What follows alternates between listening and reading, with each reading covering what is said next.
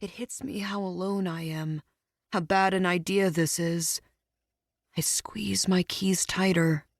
Suddenly they seem like a ridiculous way to protect myself, no better than one of the wooden feathered spears they throw in the parades. What damage can I really do here, all by myself? Enough, I think, and that has to be worth something. I breathe out and send one last text. Here. Les Masques celebrates 60th Annual Ball. Society and Culture. Published Friday, December 29th. Time to dust off your white gloves, ladies. The Les Masques Ball will proceed most merrily this evening at the Uptown Country Club. In Grand Carnival tradition, the 60th Annual Ball will honor 10 maids and this year's queen, Lily LeBlanc, daughter of Mr. and Mrs. George LeBlanc II. A senior at Edward T. Beaumont School, Miss LeBlanc is no stranger to the Les Masques tradition. Her mother, Alice, reigned as queen at the 30th Annual Ball, and her paternal grandfather, George LeBlanc Sr., is approaching the 10th anniversary of his rule as King of Deos in the annual parade.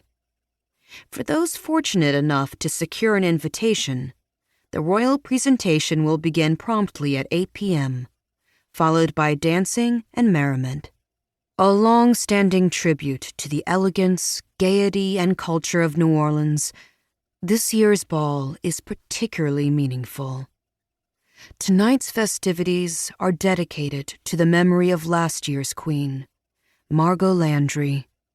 Though some wondered whether the ball would proceed in light of this tragic loss, Les Masques has decided to forge ahead. In the words of Ladies' Crew Liaison Genevieve Johnson, maid, 30th Annual Ball, like the city we call home, the crew of Les Masques will always persevere in the face of tragedy. And thankfully so.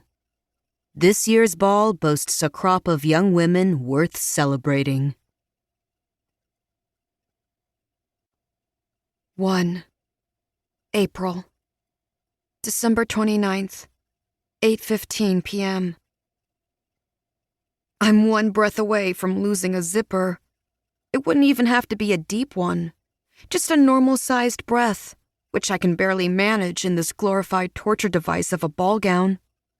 With every inhale, the boning cuts into my skin like teeth, reminding me of two universal truths. 1, debutantes aren't supposed to indulge, including in oxygen. And 2, I'm pretty sure these dresses are designed to keep us from running away. Milford, my appointed escort, looks up from the phone he snuck into his suit pocket. Are you gonna be sick or something? Heat rushes to my face as I realize I'm death-gripping my magnolia bouquet. Milford doesn't look especially worried, only disturbed, but my face gets hotter as I start to worry that he thinks I'm blushing because I have a crush on him. I don't. But does worrying about this anyway make me a narcissist, or just socially anxious? Or both?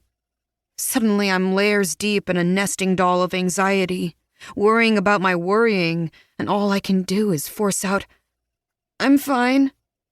I am decidedly not fine. But Milford goes back to his phone, thank God. I go back to breathing. In for 4, hold for 7, out for 8. It's not easy, since my lungs are, being squeezed to death by a custom-made prison. I wince, thinking again of how much this dress must have cost Dad. A clean 1,000 that could have gone toward my college fund, or literally anything else. If Dad just wanted to burn dollars, I would have happily used them for photo paper or film, since I've been blowing through Beaumont's darkroom supply. But according to Dad, it's expected. His favorite word when it comes to all of this debutante stuff. Every maid here has a custom dress. I just so happen to be the only one with the figure of a wooden plank. Hence the extreme measures taken to keep my strapless dress from becoming a belt. Like an unfriendly reminder, my skin starts to itch under the beaded top.